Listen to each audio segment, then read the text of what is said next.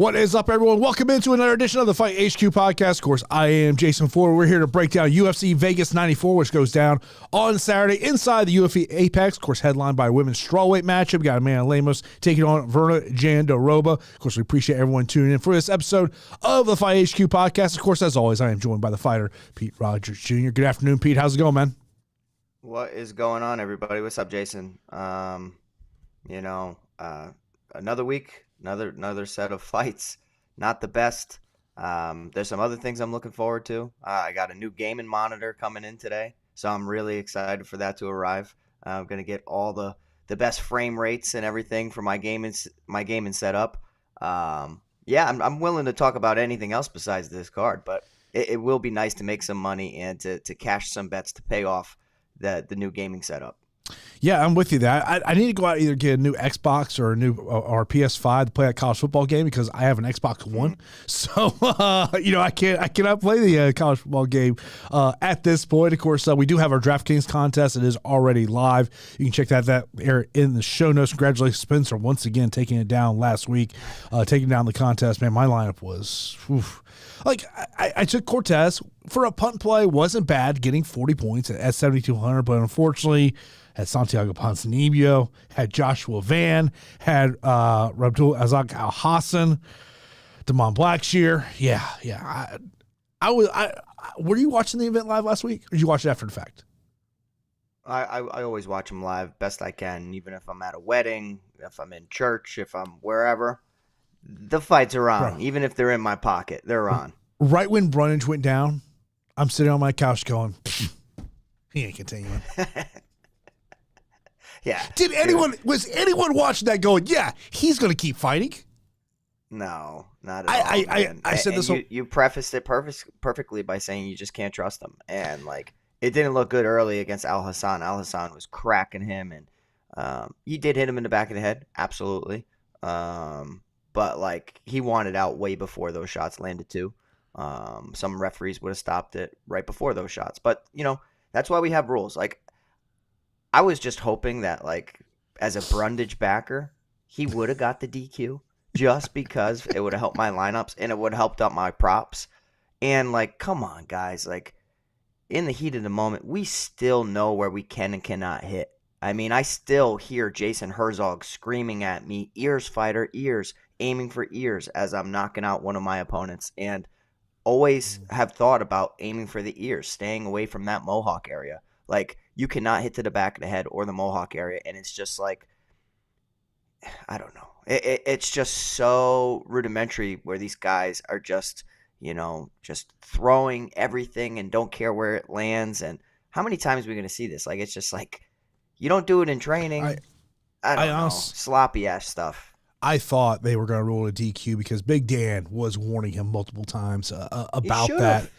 And it was one of those things, and I said this on my podcast earlier today, I was like, I could not, as I'm watching it, I'm sitting there going, is he thinking it's a DQ?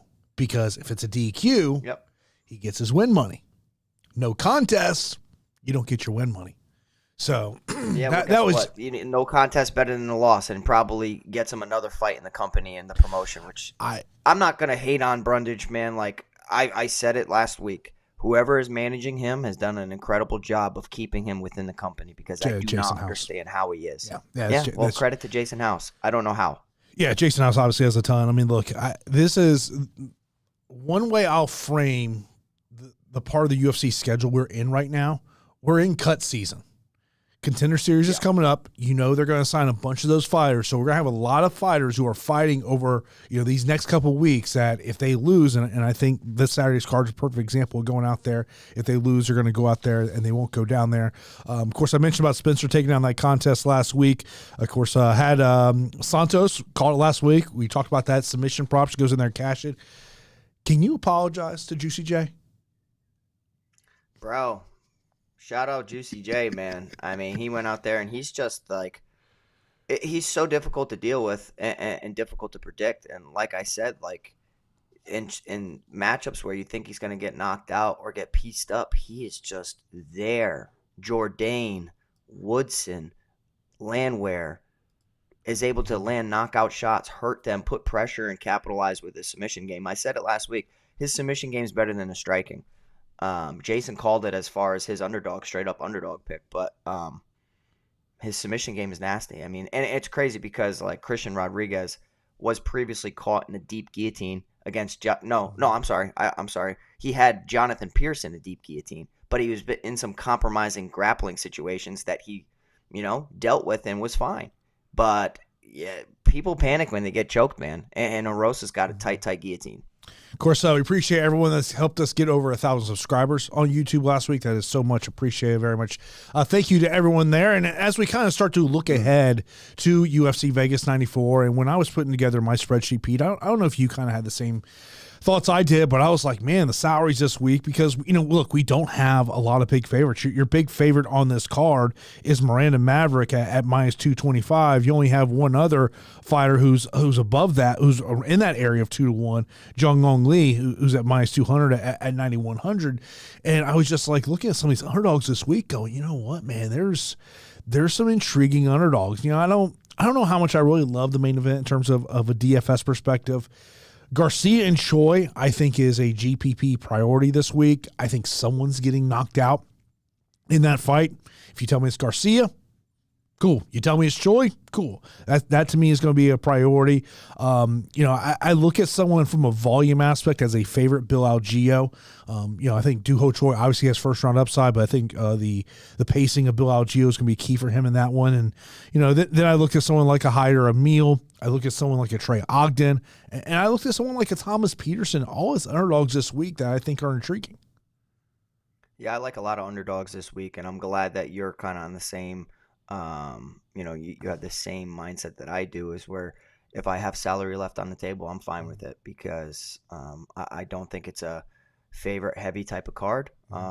There's some, when you have these low level cards that the UFC is putting out as far as, Apex fighting, it's pretty easy to talk yourself into some of these underdogs. And there are some competitive lines, some lines that I don't necessarily agree with. And then there are some shots on underdogs where I just really think they can expose their opponents. And, I'm fine with it, man. Like I'm seeing like 3 to 5 underdogs that I got no issues mixing and matching and putting them in my lineups. That some I have a little bit more confidence in, some that I'm going to be on the edge of my seat and like hoping they can survive round 1, because as the fight gets extended, I do think it favors them. But yeah, let's get into it. Of course, this is going to be headlined by a strawweight matchup. Key matchup in the 115-pound division. You got Amanda Lemos taking on Virna Jandiroba. Jandiroba is a minus 130 betting favorite, plus 110 for Amanda Lemos. Lemos, 7,700 DK, $15 on FanDuel. Jandiroba, 8,500 on DK, $20 on FanDuel. And Pete, as I was kind of thinking about this matchup, and, obviously 5 rounds here to work with, and, I'm not really loving either side of them. I can obviously pick a side either way. I think if this fight can somehow stay on the feet, I think I do favor a little bit Lemos, but I just keep thinking about Jandiroba and potentially utilizing takedowns. Yeah, so I do think that I'm going to have really heavy exposure to this main event, and the reason that I believe so is because of the price point. 8,500 against 7,700. You have Jandiroba priced at 8,500. I do think that the clear grappling upside helps Jandiroba. The fact that this is 5 rounds makes it a must-have for me. And you have a fighter in Jandiroba who's 4-1 in her past 5, and Amanda Lemos who is 3-2 in her last 5. Jandiroba's wins, they have aged well as well. Like, she picked up a TKO because of an injury against Kanako Murata, Angela Hill decision, Marina Rodriguez decision, and most recently Lupita Godinez's decision, where even against Lupita Godinez, she imposed her will. She's able to land takedown. She's able to, close the gap and pin her opponent to the cage. And, you see Amanda Lemos at range is going to be the better fighter. She's going to be the better striker. She has the more power. She definitely has the more powerful strikes. I don't like the fact that she resorts to a ninja choke or a guillotine choke in some situations when grappling is imposed on her, because I don't think it's going to work against Virna Jandiroba. Virna Jandiroba to go out there and land 2 takedowns, even though it's 2 takedowns, against Lupita Godinez and have 6.5 minutes of control time is impressive enough for me, because I know that Lupita Godinez is a very, very solid wrestler, and a solid boxer as well. Does not have the death touch that Amanda Lemos possesses. But all in all, I mean, Virna's 20-3. Like, she has the experience advantage. When the fight hits the mat, we've seen Amanda Lemos not look the best off of her back. And granted, that's against Weili Zhang. We have seen her even take it down against Michelle Waterson, but then adjusted and capitalized with the guillotine choke. And Mackenzie Dern, having a win over Mackenzie Dern. Mackenzie Dern has fantastic jiu-jitsu, but she struggles to get the fight in her in the area where she succeeds the most. She does not have the best takedowns. I always said it. If Mackenzie Dern just dedicated everything to wrestling, I think that she'd be, challenging for the title, because when the fight hits the mat, her jiu-jitsu is impeccable. Now, I actually think for a jiu-jitsu fighter, Virna Jandiroba's takedowns aren't bad at all. She's kind of embracing the takedown and wrestling approach that I wanted Mackenzie Dern to take into her training and put into practice within the octagon. I'm going to be picking Virna Jandiroba here. I do think that she can get Amanda Lemos down to the mat, and I actually do think that she ends up submitting Amanda Lemos. But if she struggles to get Amanda down on the mat, I think it's pretty obvious that Amanda Lemos is going to land a powerful strike and knock out Virna Jandiroba. We've seen Virna Jandiroba get hurt multiple times. It's a fight where I'm going to smash exposure to both sides. I would recommend just having it. I don't, unlike some people, see this going 25 minutes. I really don't.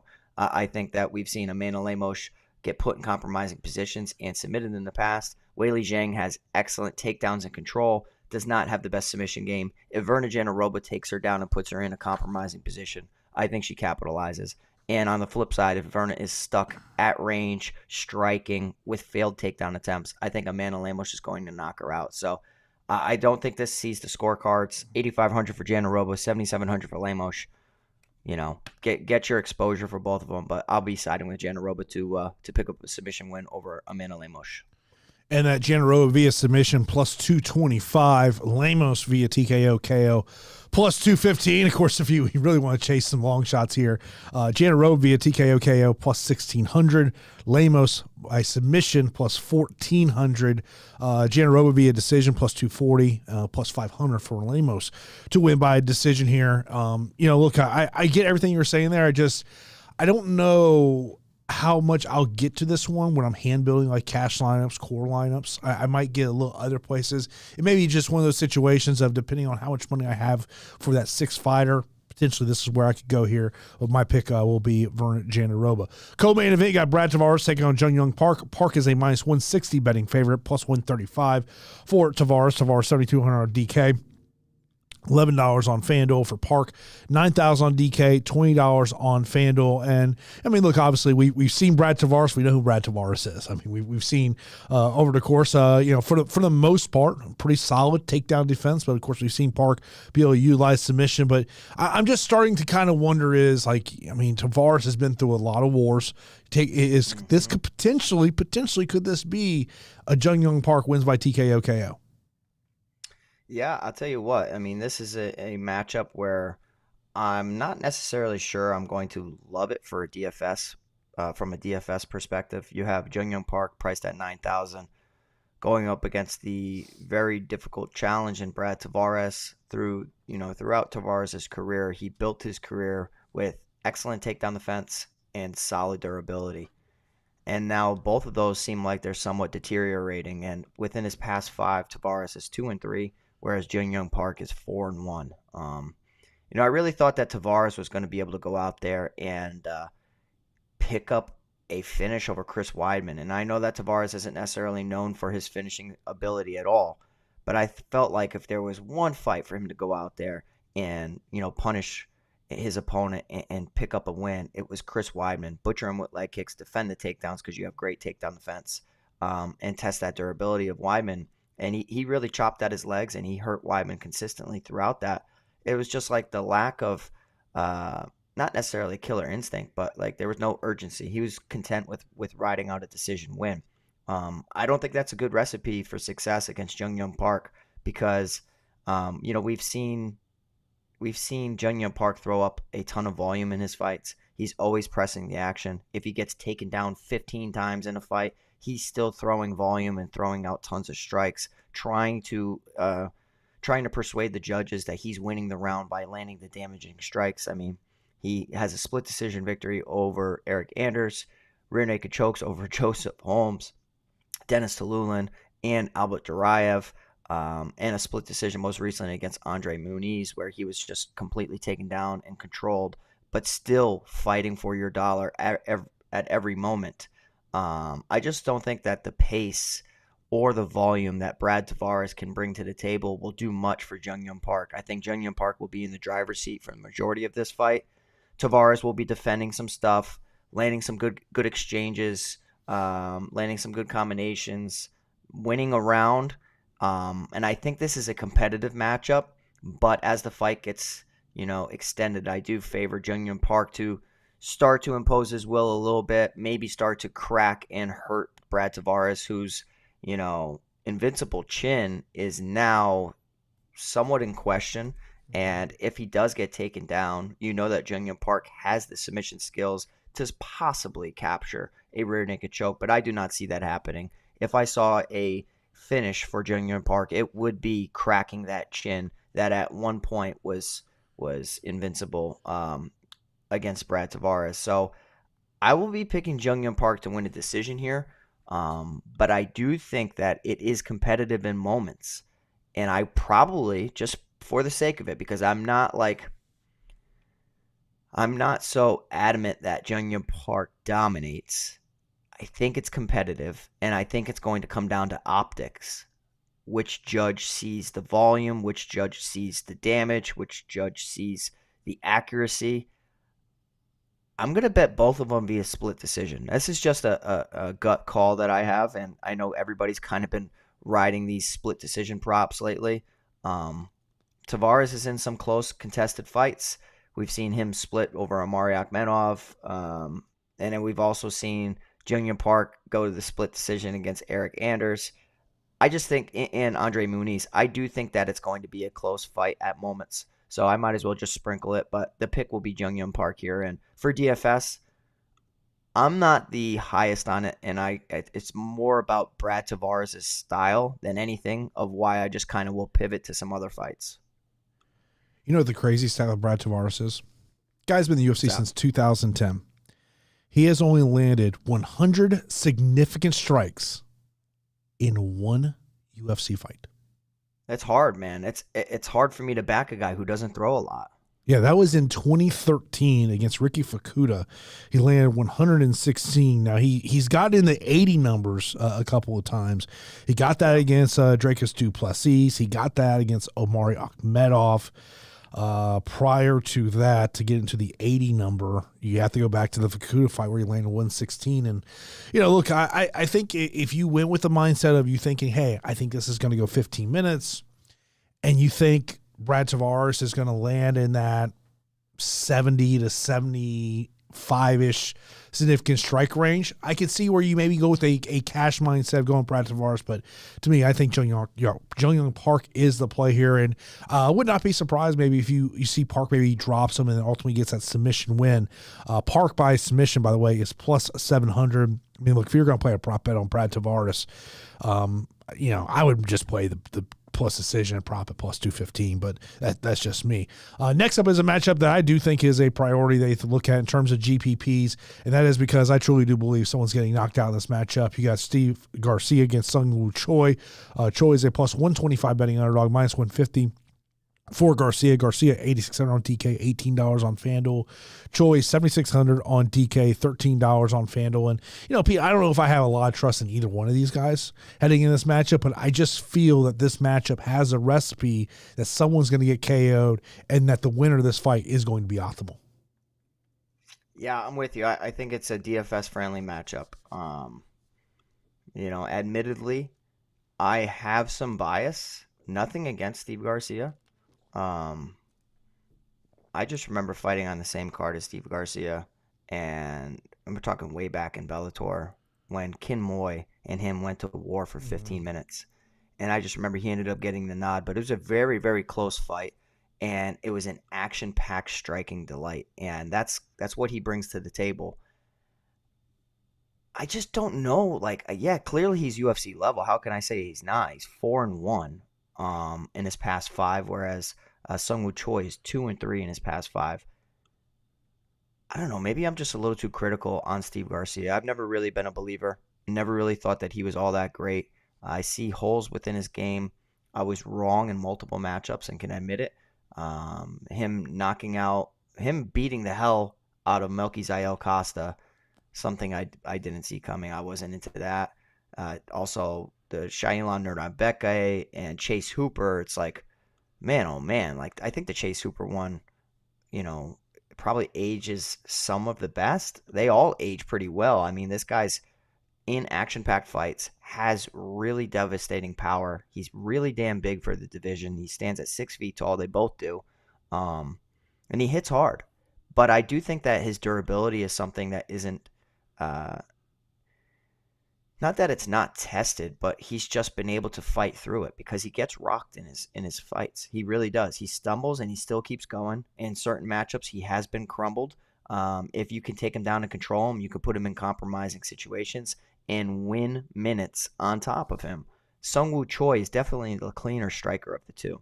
He definitely is the sniper in this matchup where he has great hands.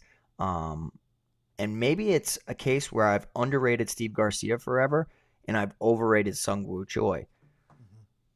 But I just think the cleaner shots are going to land for SeungWoo Choi. I mean, like, Steve Garcia is a little too loopy for my liking. Very wild, which is great, and you can bully certain people. I do think that then when you're presented against a high fight IQ, opponent, they will close the distance, clinch with you, and take you down. I think that I could see SeungWoo Choi being opportunistic and getting in top position with simple takedowns. We've seen him do it in the past. I mean, he has a nice victory over Jarno Aarons. He lost 3 fights in a row against Michael Trezano, split decision over Josh Holobaugh, and got submitted against Alex Caceres. But it's also the same guy that knocked out Julian Erosa. So this is a head scratcher. Jason's absolutely correct when he says that this is a DFS friendly matchup, one that I do feel has optimal implications here. I like the under in this matchup, but I also like the fact that SeungWoo Choi has the ability to land takedowns. Not known as a prolific wrestler by any means, but he's opportunistic. He has been, he has landed takedowns and gotten in good positions. He seems decently sound in the top position, department when it comes to, doing the correct things and making sure he's shutting down his opponents from getting their underhook and staying heavy on top and passing guard and getting good side control. And I also think that his power and his straight shots really could just be the first shots that land here. So give me SeungWoo Choi as an upset. But I really don't hate it if you're going to pick the mean machine in Steve Garcia. It's just a guy that I haven't really backed. And like every single time I do this and I finally get swayed to the person I wasn't high on, they end up losing. So I'm just going to stick to my guns and I'm just still going to pick against Steve Garcia. I'm going to go SeungWoo Choi. I'm going to say that he pulls it off. But I do think that you need to have this fight circled. Yeah, I lean Steve Garcia. He's won 3 in a row heading into this matchup. And by the way, those unders are juiced. The under 2.5 is the only place I'm seeing it is Bet Rivers and Betway. Bet Rivers minus 385 on the under 1.5 minus 175. So that number is definitely a little bit juiced there. But I just think in terms of GPP, this is a fight that we have to prioritize this week. Next up, we talked about earlier this year or earlier this show. This is cut season. And I think Kurt Holobaugh is one of the fighters that is on the chopping block, taking on Kaynan Kruschewsky. Kruschewsky, a minus 130 betting favorite, plus 110 for Kurt Holobaugh. Holobaugh, $7,500 on DK, $12 on FanDuel. Kruschewsky's 8,700 on DK, $18 on FanDuel. And for Kurt Holobaugh, he's lost a couple, I want to say two in a row. I want to say he's lost, off the top of my head here, I'm just pulling up, he lost four of his last five, the only win coming in against Austin Hubbard. Kruschewsky losing against Brenner in his last matchup. Pete, what's your thoughts? Yeah, I'll tell you what, man, like, Kurt Holobaugh is a guy that is really difficult to put your finger on. Like he lost to Trey Ogden, but ends up winning the Ultimate Fighter. It's absolutely crazy. I mean, he beat Lee Hammond via submission in the second round. Granted, these are exhibitions, but he still beat Lee Hammond in the second round. Then had that brutal finish over Jason Knight on the Ultimate Fighter as well. And then in the finals against Austin Hubbard, he ends up pulling off the triangle choke. So I don't necessarily agree that he's on the chopping block. I just think that his UFC career and his box scores, if you're looking on DraftKings, they don't really tell the whole story. He's just a volatile fighter, right? Like, his losses in the UFC, Thiago Moises, Shane Burgos, Raoni Barcelos, knocked out Matt Bessette, but that was overturned to a no contest. And that was because he used an IV. His success in the UFC is really hard to come by. Outside the UFC, he's doing just fine. Like, he picks up finishes. He throws really, really powerful combinations, has sneaky jiu-jitsu, but he can get taken down and controlled, as evidenced in the most recent fight against Trey Ogden, where I actually bet Trey Ogden to finish him, but Ogden was content with staying on top and just riding him out and picking up minutes and control time and banking rounds. He had no answers when he was put on his back. When you're going up against another high-level jiu-jitsu competitor, you're not going to bail yourself out with submissions all the time. And that seems to be like what Kurt Holobaugh thought that he was going to be able to do. That was not the case. Trey Ogden was just way too heavy on top, did all the things correct. Here against Kaynan Kruschewsky, a guy who comes from a team that I've circled and mentioned a year or two ago, and now it's probably one of the most popular gyms on the scene in the Fighting Nerds. I think that this guy, Kaynan Kruschewsky, didn't show his true self in his debut against Elvis Brenner. I mean, this guy has gone to war, has been, to championship rounds in the past. He's also, knocked people out. He's gotten takedowns in his own right. Very good in top position. Dangerous with submissions as well. It's just the durability is somewhat of a question mark because, he was knocked out in the first round twice, most recently against Elvis Brenner and back in 2019 against Alexei Monk TV. But, I trust in the camp to prepare him. Look what Gene Silva's doing. Look what Kyle Bahalio's doing. That entire team is prepared well for their fights. And I do think that he can learn from his first encounter here in the octagon. So I know it's a tough task to go up against Kurt Holobaugh, a guy who is a veteran and, has that accolade of the Ultimate Fighter success in his back pocket. But I am going to say that this fight is important for DFS lineups. I am going to pick the favorite in Kaynan Kruschewsky here. And I do think that I think it's going to be a nice little leverage spot because I feel people will reach in the underdog spot for Kurt Holobaugh because of his knockout power. And you just see people, looking at Kruschewsky get knocked out against Elvis Brenner.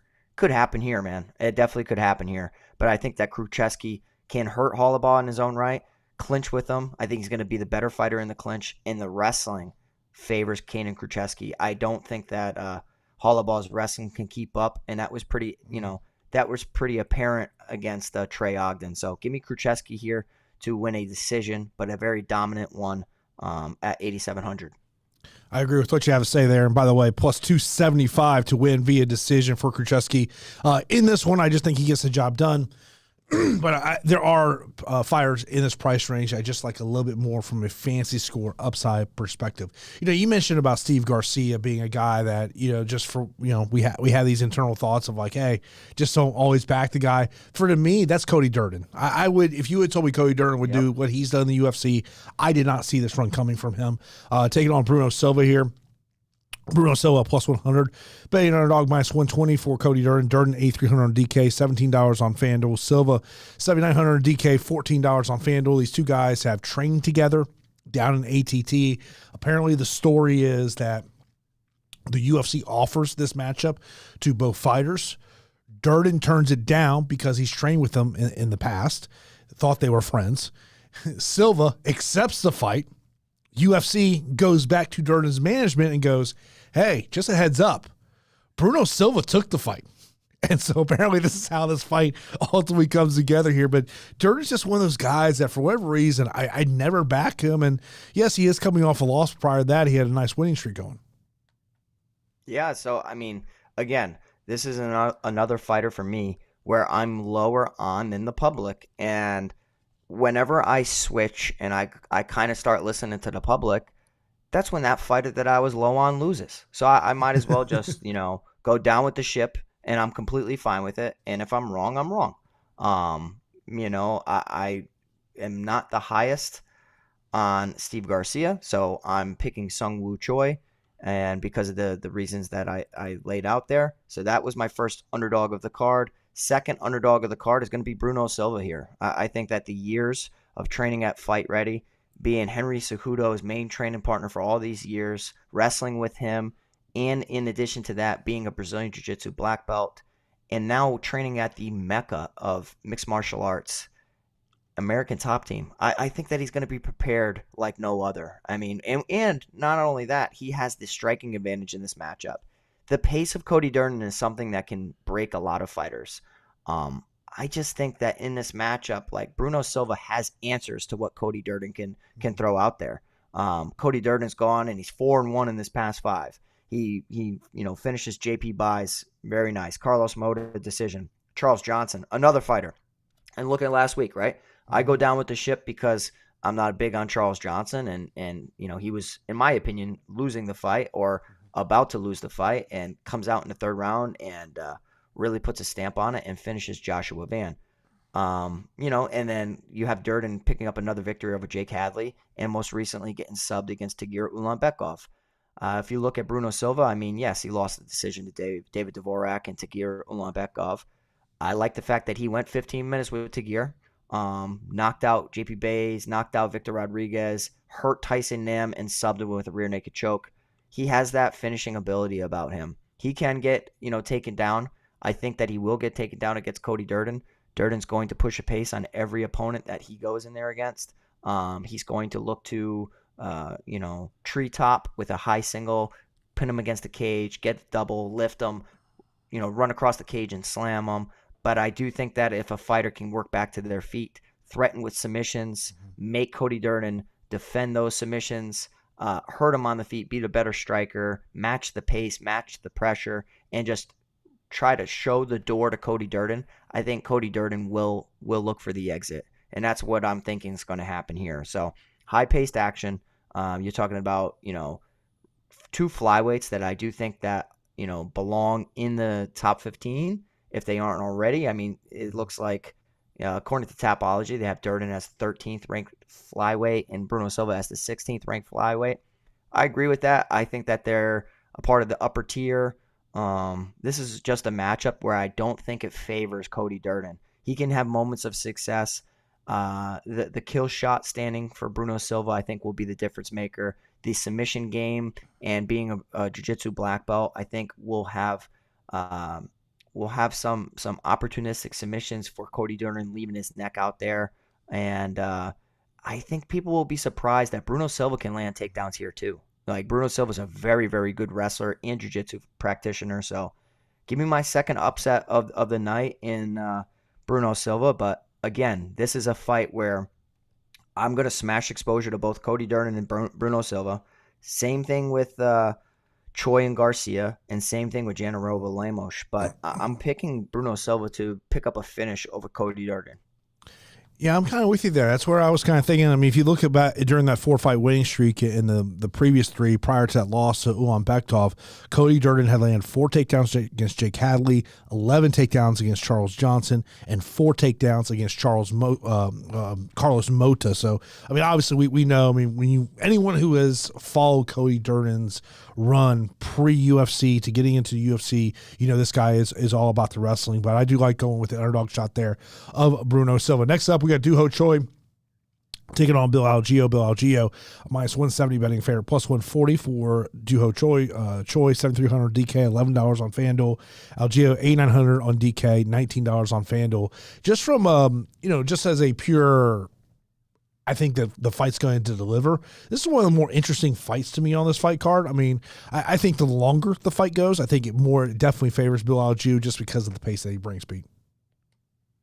Yeah, I think this is a perfect time to get back on the Bill Algeo side. And I'll tell you what, I don't think a lot of people are going to want to do it because he burned us. He burned us against Kyle Nelson. He absolutely did. And his fight IQ was pretty low in that matchup, right? Like he likes to keep his hands low like a karate fighter.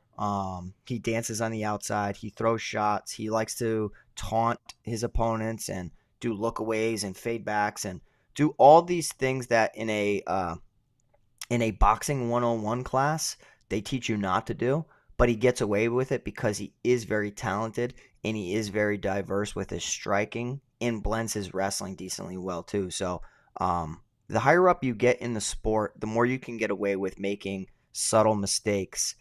And it's kind of just like he's really got a nice confidence about him and a little swagger, for the lack of a better term. He's got some swagger in there when he's fighting. And I think a lot of people are going to want to pivot away from a high favorite line from Bill Algeo when he can't even get through Kyle Nelson, who hurt him and finished him in his most recent fight. I think it's a mistake, though. Bill Algeo is 3-2 in his last 5, and DooHoo Choi is 1-3 in his last 4, and the 5th one is a majority draw against Kyle Nelson. So I think that this is a perfect time to get back on Bill Algeo's side because it's a winnable matchup. He needs to survive round 1, and the fight becomes ever live and more tilting in his favor. He has the wrestling advantage if he chooses to wrestle. I just don't.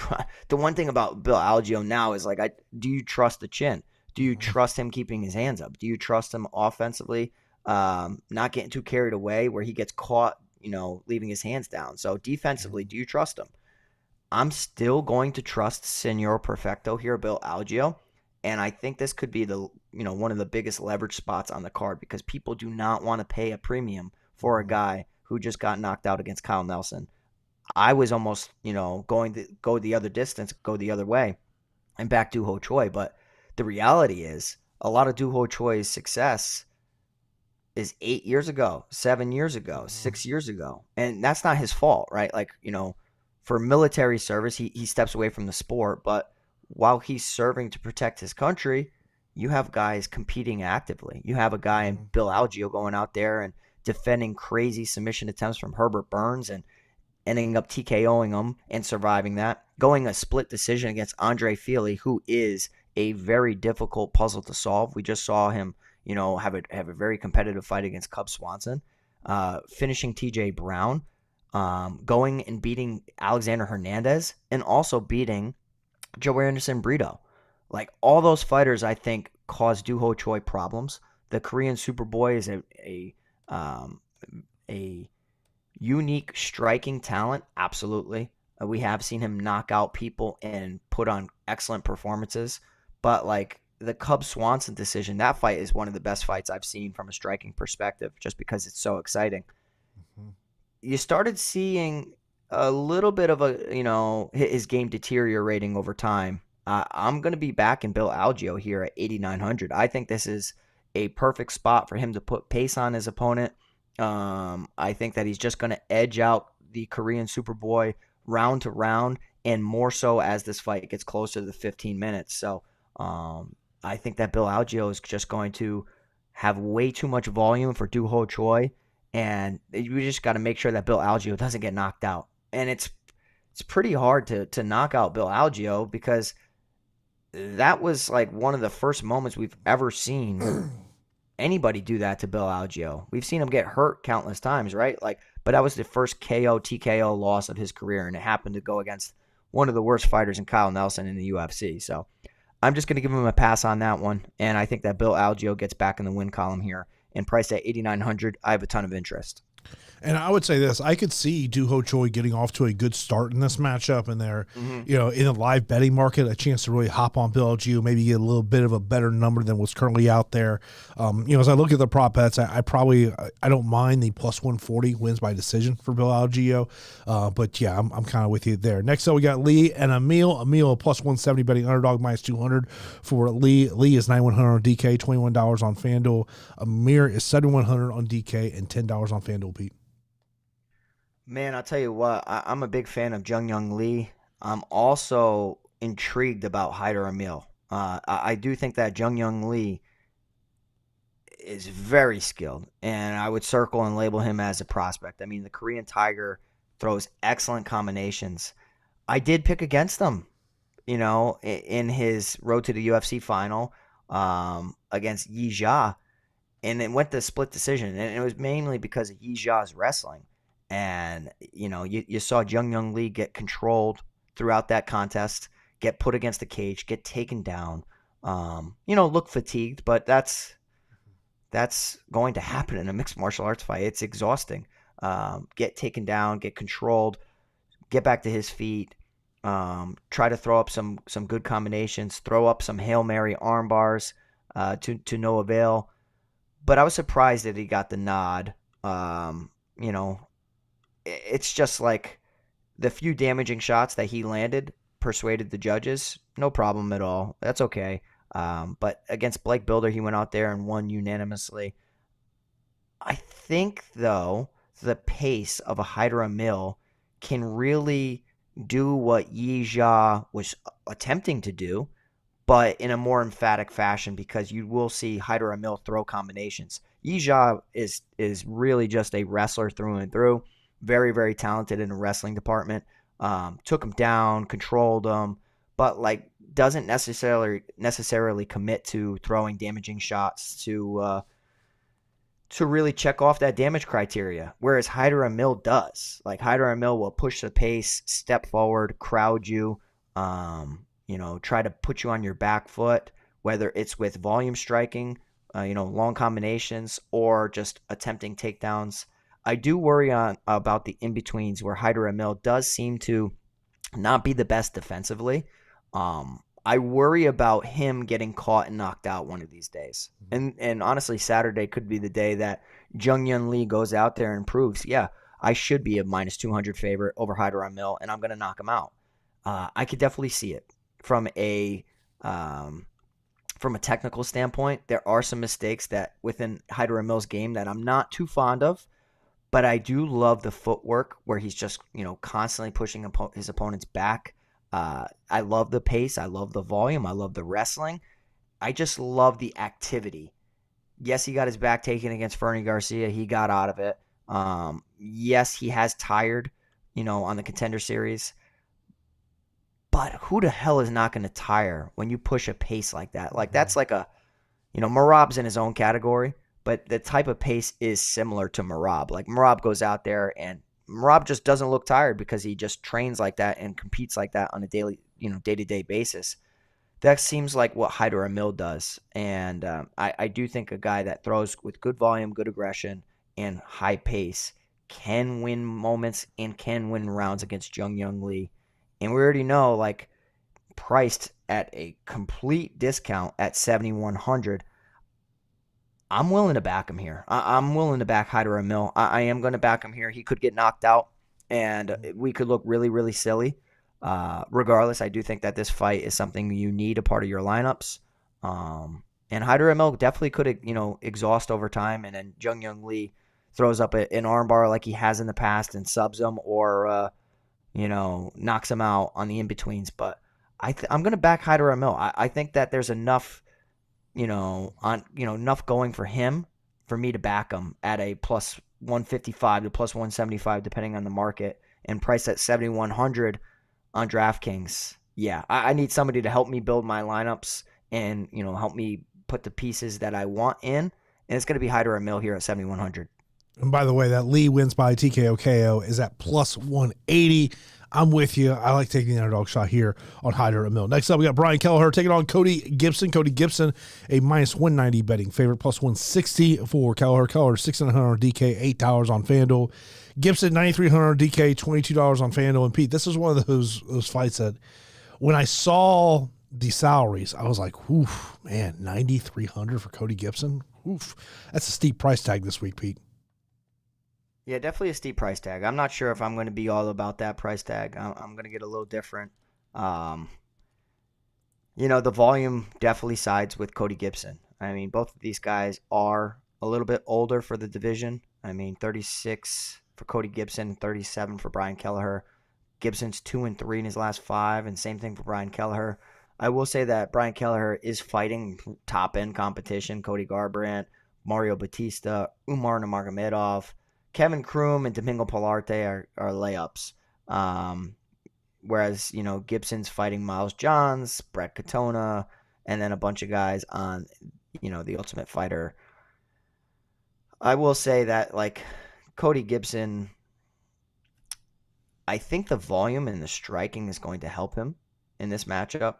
And the main thing that he needs to avoid is the counter boxing, like the looping hooks of Brian Kelleher, but more importantly than that, he needs to worry about the guillotine. And I'll correct myself. Cody Gibson's 3-2 in his past 5, picking up 2 wins via finish on the Ultimate Fighter: a KO over Mando Gutierrez in an arm triangle over Rico DeShulo. Shout out to my boy Rico. So, there is some finishing upside, and we did see Cody Gibson put Miles Johns in a compromising situation. And you do have Brian Kelleher coming off 3 first-round finishes for defeats. Timing's everything in this sport, and you know that Kelleher's taken a lot and been injured a lot throughout his entire career. Gibson, despite being a little old, despite being old for the division, I think that he has more left in the tank for his UFC career than Brian Kelleher does. I worry about him getting caught in a guillotine. But I'm still picking Cody Gibson here. I think that Cody Gibson's the side. He could even sub Brian Kelleher. I wouldn't be all that surprised. I mean, we just saw Kelleher get knocked out against Cody Garbrandt and then had back-to-back rear naked choke defeats to Umar Nurmagomedov and Mario Batista. That's kind of what I'm predicting is a Cody Gibson rear naked choke. But priced at that premium of $9,300. I'm okay with getting away from it, man. I think it's going to be 90 points all day. But you need a little bit more at that price tag. To me, it's just the price tag that just kind of scares me off of Cody Gibson in there. But I do think he's probably the better way to go to, especially at this point in their careers. But you bring up a great point, both kind of aging guys in this division. Next up, we got Maverick taking on Barbosa. Barbosa stepped up here on short notice.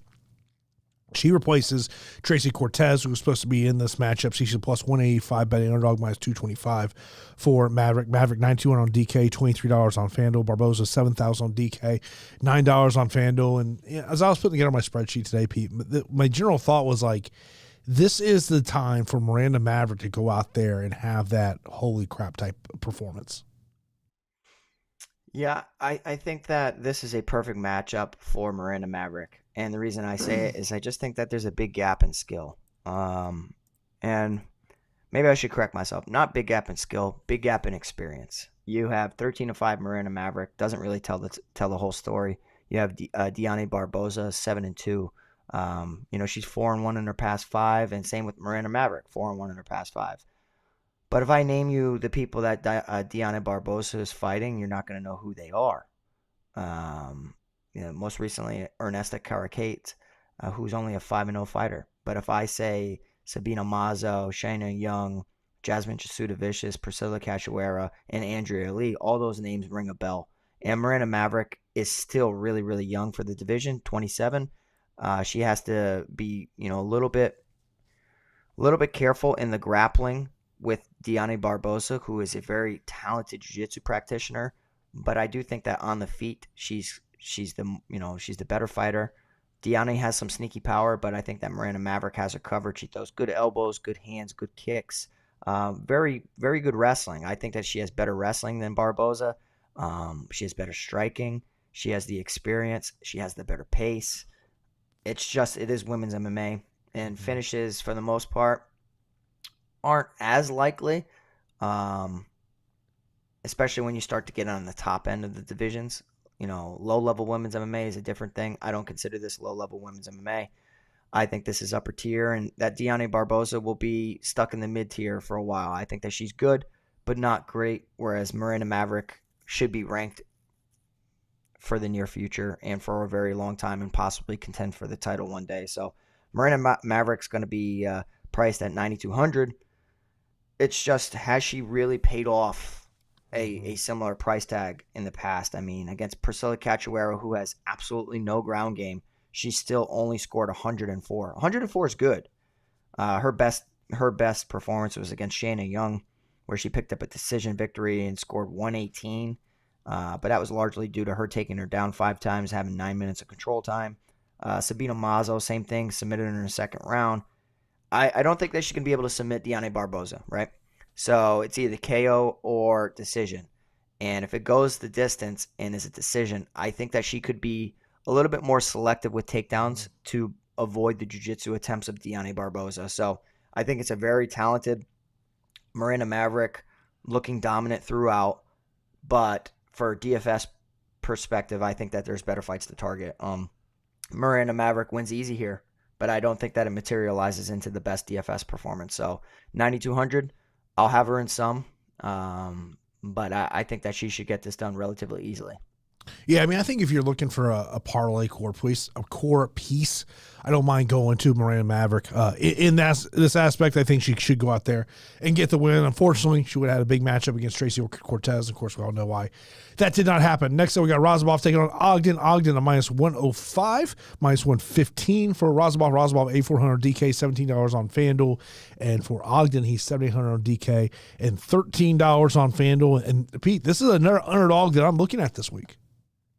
Yeah, so I like Trey Ogden here. And Loik Radzhabov, the Tajik tank against Trey Ogden, the Samurai Ghost. I am higher on Trey Ogden than the public.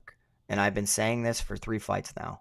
I really think that James Krause has taught a lot of the guys of Glory MMA so well that they can succeed now as coaches. And you're seeing that with Trey Ogden running Marathon MMA. You're seeing kind of the same philosophy, the game, the commitment, the takedowns, the top control, the cage takedowns. Trey Ogden's so damn talented. He really is. But he is not going to risk losing a fight by hunting a finish. That's the one thing that I learned significantly against Kurt Holobaugh, because I had him every which way to win via finish, and he just chose not to. He chose to ride him out, get in top position, and win pretty easily.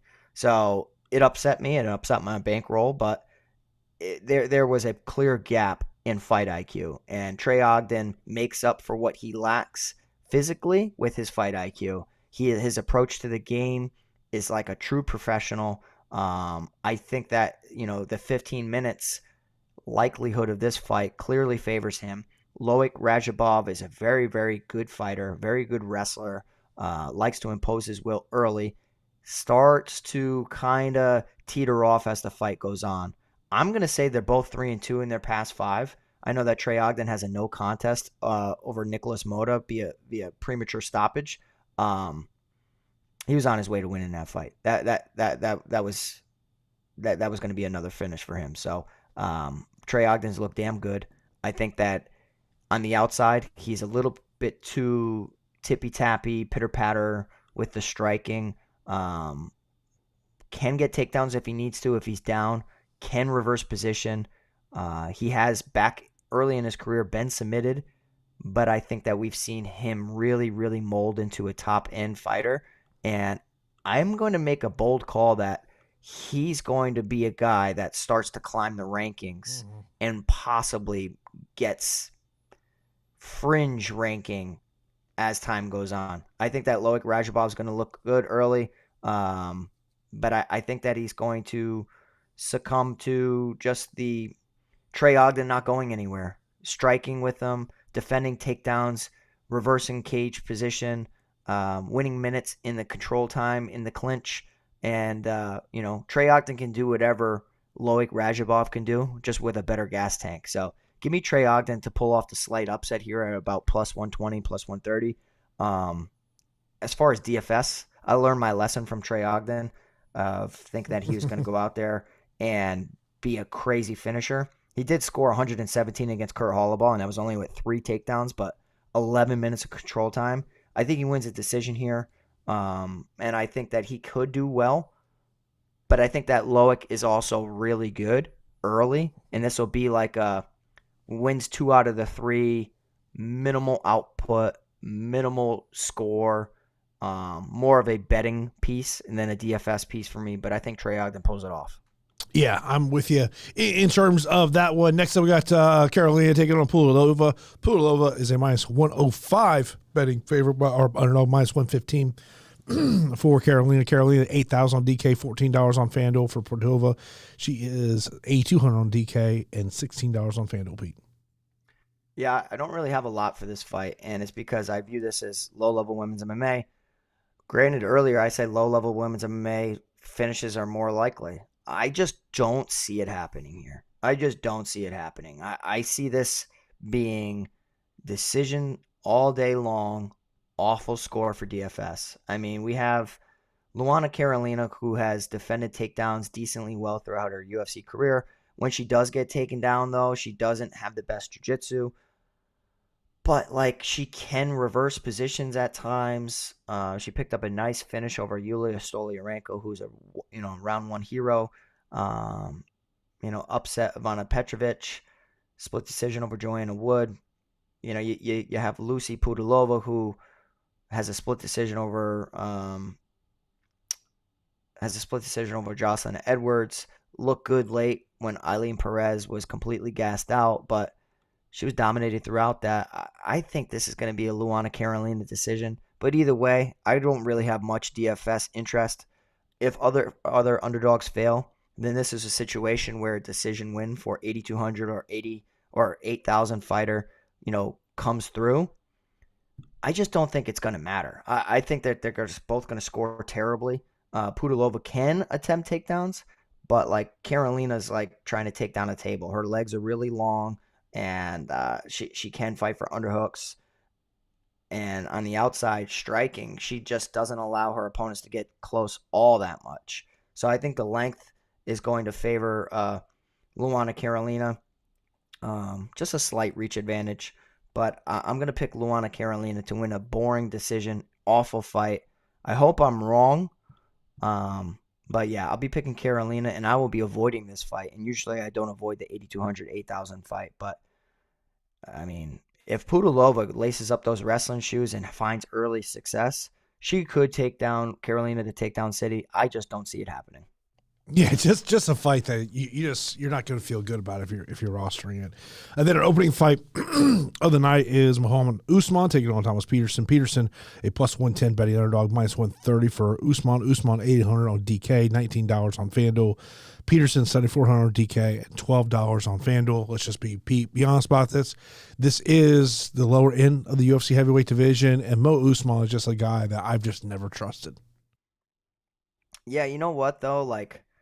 I might be a little bit higher on Mo Usman than you. I was the Thomas Peterson guy. I'm off that bandwagon now, dude. I'm off. I know Jamal Pogues was able to... No, did I pick Jamal? I don't even remember. But anyway, yeah, I think I picked Jamal Pogues because I wasn't on the Thomas Peterson hype train. That's exactly correct. But Jamal Pogues is nothing special. I don't think that Muhammad Usman's something special either, but I don't know, man. There was a time when Jake Collier was impressive. There was a time when Zach Pauga was supposed to run through the entire Ultimate Fighter and win it, and it was going to be easy. And Ultimately, Zach Pauga was just completely undersized and only took it because of the opportunity. But still, I don't know, man. I think that Mo Usman has some good wins about him. Thomas Peterson has some nice finishes, but he doesn't have a good win yet. Not impressed with his submission over Chandler Cole on the Contender Series. I thought that when he got extended against Jamal Pogues, he looked human, right? And he looked sloppy. And I think they're both going to be sloppy. And Mohammed the Motor Usman, the nickname alone should prove that he has the motor to pull this off. But I'm guessing that this is going to be a 15-minute heavyweight gas fest. I know people want to target heavyweight MMA often because of the volatility and the likelihood of finishes, whether it's due to one guy getting tired and the other one capitalizing, or the likelihood of just landing a big shot on the other. I'm going to be picking Mo Usman here, Jason. I think that Mo Usman is going to do enough in the clinch to reverse position and kind of weigh on Thomas Peterson. I know Thomas Peterson's probably the better wrestler of the two. He wrestled collegiately, D1. I don't know, man. That wrestling accolades didn't look all that impressive against Jamal Polk. Styles make fights. I think that Mo Usman can get takedowns in his own right. If Mo Usman gets taken down and put in a bad spot or mounted, do I feel good? No, not at all. But I mean, like, if anybody gets put in the dominant position, do I feel good about it? No. So I'm going to trust in Usman just to be a little bit more versed and a little bit more prepared in the experience in MMA. I mean, this is a guy from PFL to Ultimate Fighter to UFC. It's got to mean something. So I'm going to be picking Mo Usman to win a sloppy decision. But I can see it going either way. I can't trust in your boy Thomas Peterson yet. I can't trust in 8,800 Mo Usman. Yeah. I mean, it could be. Yeah, I can't. It's a fight that I'm just going to get away from. I really think they both just hug each other. I don't love rostering the first fight of the night, and this is just this could be sloppy heavyweight MMA. I mean, it just could very well be that sloppy. Let's get our straight up fight picks. The main event, give me Jandiroba. Yeah, I'm going to go Jandiroba. I'll go Park in the co-main. You Park for me as well. I'll go Garcia. Okay, we're going to differ on this one. I'm going SeungWoo Choi. Okay. Kruschewsky. Kruschewsky for me. Then I will go, give me underdog number 1, Bruno Silva. I'm going to go Bruno Silva for me, underdog number 2. Give me Bill Algeo. Bill Algeo. I'll go my underdog number 2, Hyder Amil. Hyder Amil for me. Then I'll go Cody Gibson. I want to go Kelleher, so I'm going to bet Kelleher submission prop just because of the guillotine, but I'm going Cody Gibson. Next up, I'll go Miranda Maverick. Maverick, easy. Give me underdog number 3 and Trey Ogden. Yeah, I'm going to go Trey Ogden as my 4th underdog. I will go Carolina. Carolina is my 5th, even though this is a pick 'em. And then I'll go underdog number 4, Thomas Peterson. I'm going to go Mo Usman. The motor. He is the motor, Jason. Mentioned a question that I know I saw in here. Value plays underneath 8K on DraftKings. Question coming from our Discord channel. Of course, link to our Discord is totally free. Free to join. Look at value underneath 8K. Amanda Lemos, if she can stop the takedown, I think it is a nice value play at 7,700. Choi 7,600. We talked about SeungWoo Choi because of that knockout upside. I think someone's getting finished in that matchup. We talked about Bruno Silva, Hyder Amil. I think it's probably more of a punt play than necessarily a value play. I mean, Ogden, I just don't. My concern is just fantasy score upside. Yeah, so I would say Ogden is kind of like Brad Tavares. Like, you could pick those guys to win any fight, anytime.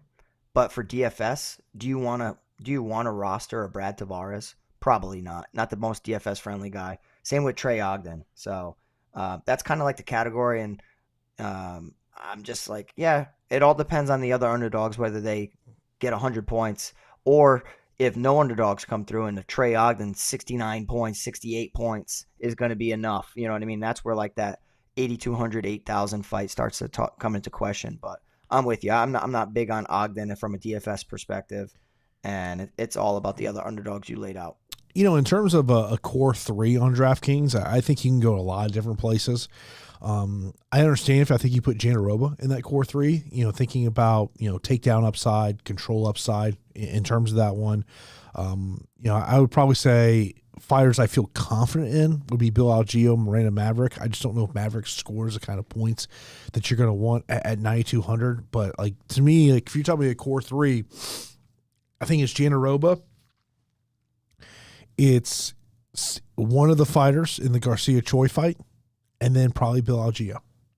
And you brought up a great point earlier on the show is, yeah, there's going to be a lot of people that are not going to have a lot of faith in Bill Algeo heading into this one. Yeah, I mean, you can't really blame them. I'm with you, though. I think, like, from which fights you need to have in your lineups the most, I think it's the Durden Silva fight. I think it's the Jandiroba Lemos fight for me. And then, like, Miranda Maverick is an easy parlay piece. And, like, I think that it's a favorable price tag, and she should win this bout. I know Sam asked about captains. Of course, captain salaries are not out yet, but, you know, look, I think obviously the main event, that'll be a popular people that are going to go to, but if I think you're looking to go different, Cody Durden could be an interesting captain play if he's able to get the takedowns in that matchup. Algeo, because of pace, maybe gets a knockdown. I think it's not an interesting captain spot. Yeah, I think that Algeo is probably one of the most contrarian captain picks or contrarian picks to begin with. Just because a lot of people want to be off that. Like, dude, I got burned and lost a lot of money last time Bill Algeo fought Kyle Nelson. And Kyle Nelson's not good. And I remember what DooHoo Choi does. And you're going to see these highlights of DooHoo Choi. Dude, that's 8 years ago. Doesn't mean he can't do it again. Yeah. But, like, activity is everything in this game. I'm telling you right now, like, that's why if you're on the shelf and you're not competing in grappling tournaments, you're doing yourself a disservice. And granted, he was, you know, fighting for his country or signed up in the military to defend his country. So, like, that's nothing that he can control. Like, he has to do that. But now he's coming back, going up against a guy who's been really active and has wins against guys that I think would give DooHoo Choi some real problems. A question that came in about Virna Jandiroba for UP. It says, does a double knee sleeves on Virna make you bullish or bearish? It definitely helps. It definitely helps. I mean, it definitely helps a grappler. My dad always told me, like, if you have a bad injury on one, don't be the guy that wears one knee brace.